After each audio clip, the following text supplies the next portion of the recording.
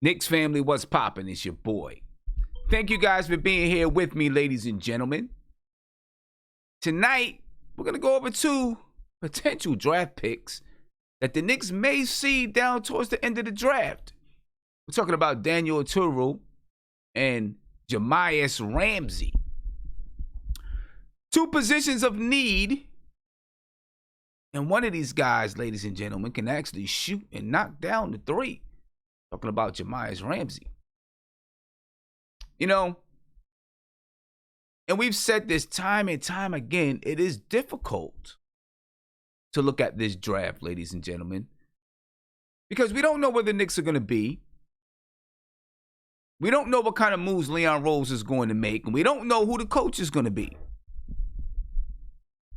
And that is a very, very important aspect to making drafts, because you got to know, what does my coach want? Right? What does my coach want? How is my coach going to use certain players? So the Knicks are in a funky spot. And then with the whole pandemic happening, you know, it's just a weird and funky spot for the New York Knicks to be in at this point in time. But you got to look at them. Scott Perry, he's doing the scouting, so we hope that Scott Perry has taken a look at all of these guys. And there's so many more guys for us to check out. So many of these guys to check out, ladies and gentlemen. You know, it's what you call a weak draft. What we call a weak draft. And listen, I hate to tell you this, but tonight's going to be kind of a short show. All right, you know, because I'm going to be on the front stoop after this, and I have some important topics to touch on with the front stoop. So join us on the front stoop after this show. You'll enjoy it. I can guarantee it. I can guarantee it. So this will be a short one. Apologize for that, but it's all good. It's a short one, but it'll be good. And of course, I'll be on tomorrow, so make sure that you join me then. Let's get into our first look at one of these players. Let's start with Daniel Oturu. Daniel Oturu, ladies and gentlemen. He's a center. He's 6'10", 240 pounds. Played for Minnesota this season. He's a sophomore, 20 years old. Not 21, he's 20 years old. He averaged 20 points and 11 rebounds per game. All right, 1.1 assists per game, 2.5 blocks per game. He averaged 2.8 turnovers per game. He shot 56.3% from the field. And surprisingly, you know, for the style of basketball that he plays, shot 36.5% from three. He's also a 70.7% shooter from the free throw line, ladies and gentlemen. Now, let's take a look at some of his strengths and some of his weaknesses. Clearly, you can see that he's a very good rebounder and shot blocker. All right, he's averaging 11.3 rebounds a game, 2.8 blocks per game. Okay. He shows the potential to post up and face up. Right, he shows that potential. You know, watching some clips, I didn't get a chance to watch full games of this guy play, but watching some clips, I've seen areas, well, you know, every once in a while he'll face up, a couple of post moves. It's not real refined. Not real refined, but it's enough. It's a start. He can hit the three. He shot 36.5% from the three-point line. And when I say he can hit the three, you know, it's not like he's just shooting, you know. I mean, he actually shot 56 three-point shots this season. You know, that's not bad compared to the previous season where he shot like 1 for 2. He actually shot 52 of them. So, you know, that's not bad. And listen, he sets good screens and he's good in the pick and roll. right? But he sends really, really good screens. I like some of the things that I see from this guy. He's not going to be a superstar. It's not what I expect. But he'd be a good role player, I think. Areas of development. He's not extremely athletic. I don't know how much he can do about that. All he can do is work within what he does. He needs some polish on the offensive side of the floor, right? Like I said, he can play in the post a little bit. He shows some ability to face up, but he needs some polish offensively, and he's got to work on that left hand. That's Daniel Oturu. But I'm gonna tell you what, right now people look at him and say, yeah, he's probably gonna be around, the 37th pick in the draft, so second round. He's a guy, we know we need some backup help for Mitch. He's a guy that I'd look at. I'd give him a hard look as a nice backup center, a nice young backup center. Guillermo, go ahead. I don't know if you've had the chance to look at Daniel Oturu. What do you think about him? Yeah, I was watching some film of him before. This draft is so damn weak. So he has a decent touch around the basket. If I remember, can't remember if he had a little jump shot. But playing at Minnesota, I'm just scared that he's one of these guys that he gets featured because he's their best player. I have to go back because I literally I watched film. It was like a while ago. When I walked away from watching it, versus say, is he better than Wiseman? No. And I don't know what conference they play in Minnesota. Was it the MAC? Or I have no idea. Is it Pac-10? No, it's Minnesota. I guess we're playing the same division as like Oregon and stuff, right? So I don't know, but yeah. When watching him, I thought that he had decent moves around the back, like getting to the basket. Mm-hmm. I know he's not a space shooter, but I think if I recall, I think he had like a little mid-range. But again, when I look at him, it's like, is he better than at least 25% better of what Mitch can be? And I don't see it. You know what I mean? If I saw like a Jokic type player, because I think he's the end all be all when it gets to offense. Like he's not a guy who's going to be, if I recall, he's not a guy who's going to be passing out to guys. He's not going to be facilitating from the foul line shot. You know what I mean? He's not going to space the floor. So I think he's another big man who, because he's getting a lot of touches in college, yes, you can look at, he has a decent cut to the move to the basket, or decent moves to the basket, get into the basket as a big man, like 1 or 2 dribbles. But to me, I didn't find anything that was, this guy's going to be a steal, or, you know what I mean? So I just wasn't crazy impressed by his game. Now, would he be there to replace obviously he's not going to be a second rounder, but if he fell to the second, but even then, it's like you're getting another kind of redundant player in Mitch. So I don't think the Knicks should. I mean, but would he be there to replace Mitch, or would he be a role player? Because I mean, I don't know if he's fully redundant to Mitch, because he can, like I said, he shot 36% from the 3-point line this year. And it's not, yeah, he shot 36%, and it's not like, and he shot like 50 some threes this year. It's crazy. I was just looking at your boy Jahmi'us Ramsey. He only shot 13 threes, I believe, this year. 13 out of whatever that make, 43%. So I'm sorry, I just don't remember much of Daniel. I just remember coming away like, oh, I'm not crazy impressed by him. But I mean, I'll go back and watch the film again. But just my initial reaction was like, he's decent to the basket, but I didn't think that he was a player we needed to have. Like where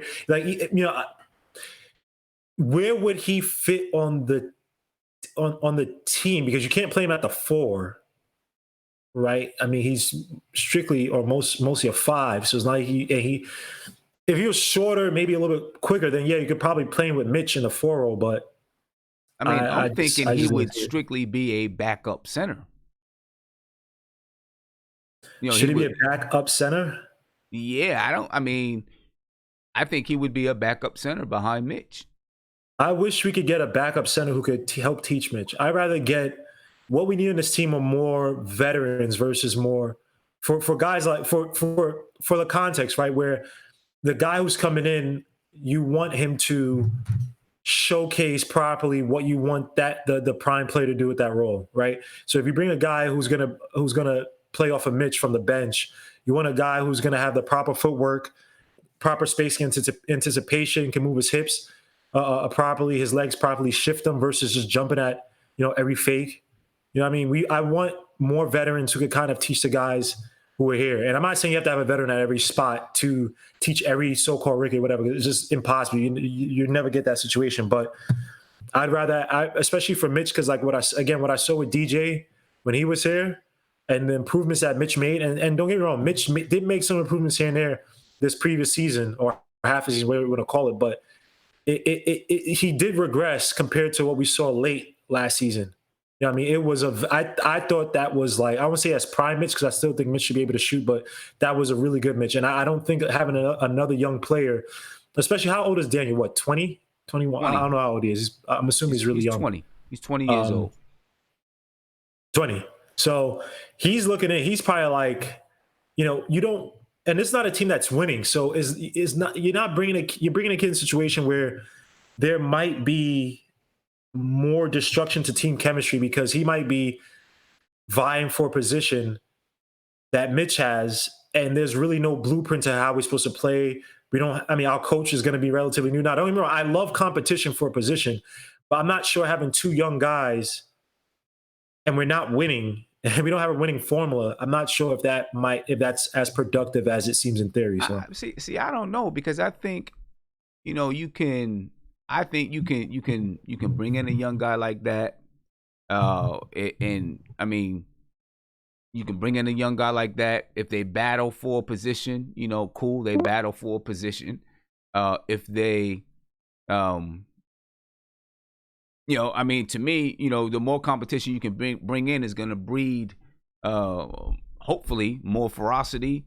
Make these guys understand that, they can lose their spot to somebody. And I think you can still bring in a veteran center that can, kind of show the guys the ropes. I don't know if I look at him as a guy that's going to be a starter in the league. When I look at him, I don't see him as being a starter in the league. I see him as probably being, a role player for his career in the league. So I don't know. He's a guy that I think I would look at. And, if he's down there at that 37, 38, I'm definitely going to take a look at him. And just real quick, because James Sanchez, my bad. I said that he shot 13 threes. I was extremely wrong. My bad. He didn't shoot 13 threes. He shot, my bad. I was reading the stat terribly wrong because I'm an idiot. But yeah, I apologize. Jahmi'us Ramsey did not shoot 13 threes. Because that was one guy I was literally just trying to rush and trying to see and scout him before the show because I didn't know who we were going to be looking at tonight. But Jahmi'us Ramsey, I'm literally looking at his game logs for 2019, and literally I got halfway through. I didn't even get up to January. He shot more than, or I didn't get up to even the mid February or early February, and he shot more than 13 threes. So I apologize. I take that back. My bad. Hey, a couple people were calling in, man. Give me a call back, 516-405-2246. I want to get your perspective. And while we're waiting for that, we might as well go over Jahmi'us Ramsey and look at him. He's a point guard / shooting guard. He's 6'4", 195 pounds. He played for Texas Tech. He's a freshman. He's 18 years old. He'll be turning 19 in June. All right, so he's close to his 19th birthday. Averaged 15 points a game, 4 rebounds, 2.2 assists, 1.3 steals, 2 turnovers. He shot 44.2% from the field, and he shot 42.6% from 3. He shot 64% from the free throw line. Obviously, he can shoot the 3. And, when you watch it, he's not just letting it go from college range. He can knock it down from NBA range easy. That's not a problem at all for this guy. He has some playmaking potential. I think he's a decent one-on-one defender. I see some areas of improvement for him, though. He's got to improve, his decision-making. Listen, he's definitely he's not a pure point guard, not a definite shooting guard. He's, that in-between dude. So I don't know if you expect his decision making to be as pristine as some, full-time point guards, but he's got to improve his decision making, shot selection sometimes, work on that ball control. I've seen, some highlights, some games from this guy because I watched a couple of games, and there's been times when he could be loosey-goosey with the ball. He's got to work on that ball control, then improve some of his defensive techniques. The way that he closes out on people sometimes, and he'll leave the baseline wide open when he closes out. Sometimes he'll lose track of where his man is. Some of those type of things. He's a young player though, very young player. As a matter of fact,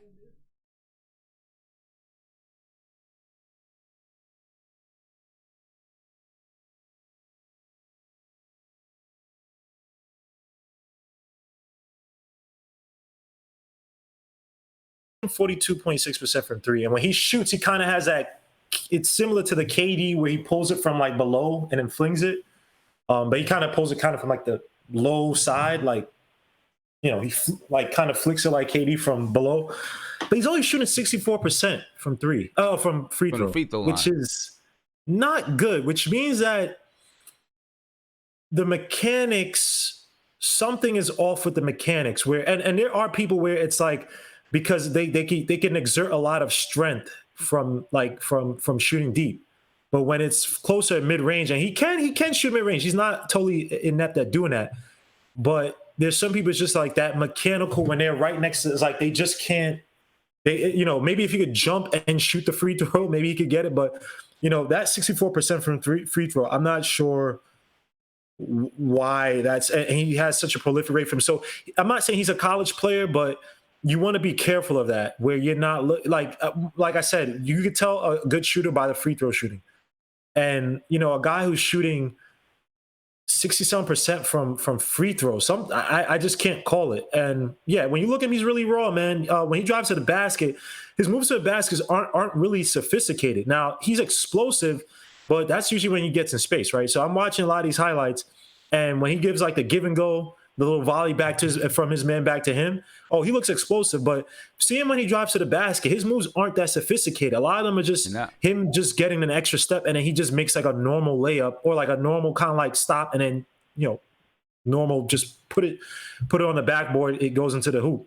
I mean, versus I watched one where he like his Euro step is like it's almost like you're almost breathing like, oh crap, he got through his guy because it's like maybe his hips are too tight, or he doesn't have that lateral quickness to kind of hop back and forth in traffic.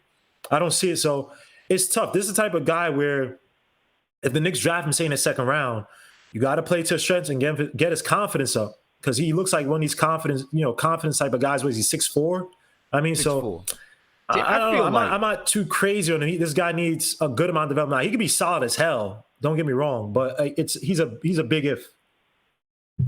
See, he's one of the guys that I feel like being, where you're projected to go, it could be iffy. You could drop to the second round. If I'm him, I'd stay another year. Hey, but you said the money thing, man. These kids, I said it's a money thing if you're definitely going to go in that first 15. But if you're on the bubble, and this weak ass drafts him, you should stay. What'd you say? Oh, I'm sorry, my bad. Yo, we kind of go out, so I couldn't hear you. But I was saying in this week draft, hey, yeah, in this week draft, we have no idea, man, because you got guys like Jaden McDaniels. You look at his numbers; is not the greatest, and he's projected in mock drafts, and I like Jaden McDaniels. He's projected to go like anywhere from 10 to 15. So I don't know, man. I agree. You stay another year, but you don't want to get hurt. But would it be advantageous for him to get drafted and then plead to say, hey, he wouldn't say it, but you draft this kid and you stash him in the G League I mean, for a year. if he gets drafted in the first round, he's gonna get guaranteed money, right? So he'll be good. For the team to stash him in the G League, maybe you can draft him stash him in the G League for a year and let him grow, let him develop a little bit. If I were him, he already declared for the draft. I have no idea if he's signed a contract with an agent, but he's already declared for the draft. If I was him, I'd stay another year because it's kind of iffy. He's around, he's like 28, 29. That's his projection right now, somewhere around there. You slip, depending on the order of the draft, you could end up in the second round. That's not guaranteed money. You know what I'm saying? And you're a freshman. You got another year. Even when you're a sophomore, like Oturu, he's projected somewhere around the second round. He's a sophomore. He could definitely stay another year. And one thing that I was looking at some of these other drafts, and it's amazing how year after year after year, how, as much as the game has so-called, I won't say evolved, but changed to where, guards are more, important or utilized or just seen as more integral to the team's success, right? Big men always seem any big man that has like a touch and who could shoot a little bit, they always seem to get drafted rather high. They still get drafted rather high. And we're talking, and Ernesto brought up a good point. There are a lot of sleepers, but the thing about sleepers is that they're only seen as a sleeper if you got them where they were unexpected to go. And usually when you get somebody where they're unexpected to go, I think because there's less pressure on a front office to say, hey, we got to get this. He has to be a star. You can kind of slowly develop them. And that's how some of these guys bloom. There's some guys that we think that, they're sleepers. And if they got drafted higher and were utilized differently from what their teams now use them, they probably wouldn't be as good as they are. So it's tough because obviously you don't want to miss out. Look, if this kid Jahmi'us Ramsey is a beast, but he had at 18, he's 18 years old, man. And it's like he's coming in. You bring in him, say you bring in him to the second round. Say he falls to the second round. Mm-hmm. That means Trier's gone, which just gets me pissed. Is this guy going to be your starting two guard? You move RJ to the 3, and you got to get this kid. Because honestly, when I'm trying to look at his stats and look at his play, and he's a tack. I don't see him facilitating, which, fair enough. That's not his game. But then he's basically another Trier. Right. Yeah, he's another scoring. I don't say over. He's not oversized. 6'4". He's you'd say oversized point guard, but not really. He's a combo guard, and you'd have to run the game through him. So that means that, and RJ Barrett is the same slasher, and RJ Barrett has to develop his jump shot. So you're talking about a lot of the volume has to go through this guy, and whatever sets we run, through Mitch or whatever, and then Randall. So I don't know, because even give him second round, I mean, you still have to play the kid in some capacity. He's not a facilitator. He's just you're gonna have another Trier in your hands. So right. I don't know. And I guess everything's gonna depend on what they did in the in the earlier in the draft, I guess, as to what they do in the second round. This guy's projected somewhere around where the Knicks might have that Los Angeles Clippers pick, 27, 28, something like that. Projected somewhere around there. I guess it depends. I really think if we could package something to my guy, the guy that I really have, I think he's going to have high potential is Jaden McDaniel, but that's just me. I don't know why. When I watch him, he still has a way to go to, but and he could be hot or cold at times. But I watch him and he looks like a poor man's KD. I'm not saying the style of play just reminds you of that. A big, lanky, what would you call him, a forward? I guess he's a forward, who kind of shoot the ball, create his own shot. His only problem is that driving to the basket is like his balance and his strength is a little low. He has to get that up. But I like his potential, but this draft is garbage. it's like what the hell, man? It's like you don't this draft, man. I don't know. Let me get to this guy. He's been waiting on a call for a minute. You'll still be live though. Caller, you're on live, man. What's popping? Hello, Sam. Yeah, what's going on, man? Hey, what's up, man? I'm a big follower of the show. I think your show is pretty dope. Appreciate it, bro. I just wanted to say, in terms of like, if the Knicks fail to land Ball or whatever that other cat's name, I think they should go with Obi Toppin. I have a few picks that I think that they should land. Obi Toppin being one of them. Mason Jones, he's a sleeper from Arkansas. This dude gets buckets. He's a walking bucket. He's aggressive. He goes to the paint all the time. I'm not so big on Tyrese Halliburton. Daniel Oturu, I kind of feel, his game, but I got to watch more highlights. I'm liking the kid Sadiq Bey. So those are mostly my picks, and especially Kyra Lewis, if they fall like to 27 or 28, they should pick up that kid. But I think they should focus their attention on Obi Toppin and probably focus on one of these sleepers like Mason Jones. Yeah. The kid Sadiq Bey, I really like that guy. We'll see where the Knicks pick. I know the last time we did a draft prospect show, people were, they'd be happy if we got Sadiq Bey and Kira Lewis, which is totally possible. But I really do like Sadiq Bey. I don't know if, I'd like to get one of the guys like LaMelo or Anthony Edwards, obviously.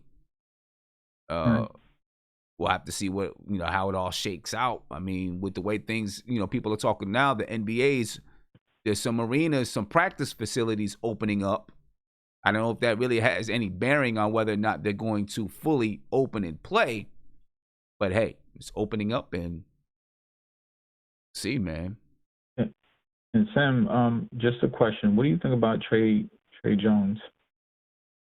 I don't know. I've got to, I haven't really had a chance to look at everybody. I kind of been going slowly, looking at this player or that player, and really trying to break them down. Mm-hmm. So I haven't had the chance to really take a deep dive. Trying to get to as many people as possible, though. Well, thank you for picking up my call. Hopefully in the future I'll call more often, get out more discussion. But appreciate it, man. Picking up my call, man. Your show's popping, and hope to hear from you guys more. All right, appreciate the call, my man. Let me get to another call. Caller, you on live with Nothing But Knicks. What's popping? Hey, sorry, let me lower my volume. Hey, thank you, Sam. I want to talk about what you guys talking about today. Right now we're talking about Daniel Oturu and Jahmi'us Ramsey. Yeah, I was gonna say, man. Can you hear me good? Okay. Yeah, I can hear you. I can hear you. Yeah, I was going to say that the Knicks already have Mitch, we have Kenny Wooten, and we also have Julius Randle, who might be a better center than a power forward, and that's already 3 centers. I don't think that in the second round we should be looking at drafting center. So, I don't think that's a good idea, and drafting Oturu or the other guy. Well, I mean, I understand what you're saying, and I guess it's going to depend on who the coach is and and how they would plan on using those guys. I don't think, right now it's just too much. Right now with Taj Gibson and Bobby, it's just like 3 is like, that's it. After those 3, we need, once Kenny Wooten starts playing and he already has a lot of potential, like you were talking about, somebody that has potential that can compare to Mitchell Robinson. I don't know if you said that or if another caller said that or somebody else in the podcast, but Kenny Wooten is the closest one that can challenge Mitchell Robinson and to keep him on his toes, if that's what you were talking about. So I think that's the guy. I think we got him already. He just happened to be in the G League, and because we haven't seen him. Well, I'm not sure about Kenny Wooten, and here's why. At least playing at that center spot. I don't know. Kenny Wooten's like 6'8". Now, he can block shots because he can jump really, really high, and he has a big wingspan. But if you're expecting him to, so when you look at the Rockets, and I'm not saying that the Rockets formula is going to win them a championship, but when you look at the Rockets, they have some guys that may be small, but they are bruisers. And that's the reason they can play that center spot, even though they're small, because they're bruisers, they're tough. What about Julius Randle at the center then? Why don't we just put him there? Because he's a headache at the power forward position. Let's be honest. Listen, Julius Randle at the center and have him back up, because eventually Julius Randle is going to be a backup center for the Knicks. It's just better if he transitions as a backup center and just leave that position alone. I'm gonna be honest with you. I think, just in my opinion, that Julius Randle could be included in a trade with Chris Paul or someone like that. I don't know. I don't think so. Possibly, you might be right. I don't know. We don't know. But I think he's going to transition to be a backup center for the Knicks and Kenny Wootman. And then we can just – I remember, we could have Julius Randle as a backup center, and sometimes – Kevin Knox can move from small forward to power forward. I know they've been wanting Kevin Knox to get bigger and to possibly play small forward and power forward. So I don't know.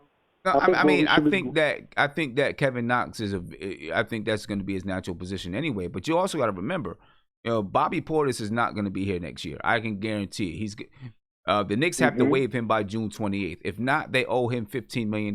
They're not paying him $15 million next year. They'll probably waive Taj Gibson as well. Now, maybe they bring Taj Gibson back. Honestly, man, I saw Taj Gibson live in Madison. I like his game, man. I like him teaching Mitchell Robinson. Listen, I like Taj Gibson as well. I just don't think the Knicks are going to pay him. If the Knicks don't waive him, then they got to pay him $10 million next year. They can use that money better and probably re-sign him for the veterans minimum or something like that. So that would be the smart thing to do. So he still may be here. They could waive him and then re-sign him, I believe. I don't think Bobby Portis is going to be here. So there'll be some space open for a power forward / center, I think. No, I don't know. I think last summer just killed the whole vibe of bringing in a new center. I don't know. I don't know. Even the Knicks drafting a center, picking. I mean, unless it's, I don't know. And then Taj Gibson drafting a guards. Now this year, the only positions that I want the Knicks to draft: point guard, shooting guard, small forward. Like, okay, no, I get it. That position, they killed that position. Like, this too much. I get it, but also in the second round. I like that kid from Louisville, Jordan something. And look, if I do get it, at most, if the Knicks do go after a center in the second round, I think it should be Nick Richards at most. Okay, like, that's the only way I would just remember. Consider it. Just remember that Taj Gibson is close to retirement too. He's not going to be with the Knicks for the next 5, 6, 7 years. So you're gonna, you're gonna need some depth at that spot. Right, so you can recycle that position all day. You can recycle, another center, another one. I mean, you're gonna be getting rid of some guys. You're not gonna, Taj may not be here, Bobby Portis may not be here. So we'll see how the roster shakes up. But hey, I appreciate the call, man. Thank you, man. Appreciate it. Yeah, we'll see how that roster shakes up, man. I mean, we talk about. You want to have some centers, but you got to have some young guys. You want to have some veterans. Obviously, I truly believe in having veterans on the team to help teach these young guys. But you got to have some young guys to replace those veterans when they leave. And as your young guys that you have now become young vets, right? In 2 years, 3 years, Mitchell Robinson to be considered a young vet. So we'll see how this roster shapes up because Leon Rose has a job for him. He has a job ahead of him, man. Anyway, ladies and gentlemen, like I said, this is going to be a short one because I have an episode on the front stoop that I got to get to, and I got some things that I got to get in place for it. All right, so I'm cutting this one a little bit short tonight. But before I get out of here, let me just, get Guillermo's last words, and then I'm going to get up out of here. Guillermo, you there? Yeah, I'm here. Yeah, last words, man. I mean, they're interesting prospects, but again, really developmental. I got to go back and watch Daniel Turner's game again. I just remember watching. I was like, whatever. But you know, if you get rid of Trier, and I mean, you brought up a good point. Well, look, I mean, we also take into account that Mitch is going to be a free agent soon, right? Yeah. And it all goes back to that: are you going to pay this guy a lot of money? You know, if you look at Mitch now, is that a $70-80 million center? You know what I mean? So it's tough. I mean, do you bring in a Daniel Turner and you have maybe a Mitch who's not playing up to his potential because he's like, well, I'm going to be out of here anyway since you guys already brought this guy. Maybe he's getting word from some other teams they might offer him whatever as a restricted free agent. He's getting a feeling that the Knicks might not match. I don't know. But again, we got to get the coach. We got to get what we have to get a continuity in terms of thinking from the front office, the owner, front office, and the coach. So until we get a coach, man, I mean, it's good discussing, obviously, but our priority right now as a Knicks, we need to get a damn coach. So salute to you, man. And yeah, I'll be here next episode, man. Yeah, no doubt. Manchester United, baby. All I'm right. just joking. All right, ladies and gentlemen, I appreciate you guys for being here. I'm heading out. I'm heading over to the front stoop, so you can join us on the front stoop. We're going to have a pretty good episode. And I'll see you there, ladies and gentlemen. Be peaceful. Take care of yourself. And, well, I'll see you tomorrow night, too, because we're going to be doing another show of Classic Knicks. And you should get a, it's already out. The live stream is already out. All I got to do is update the cover. You'll be able to see that soon. Anyway, I'm out of here. Be peaceful. Take care of yourself. Catch me on the front stoop.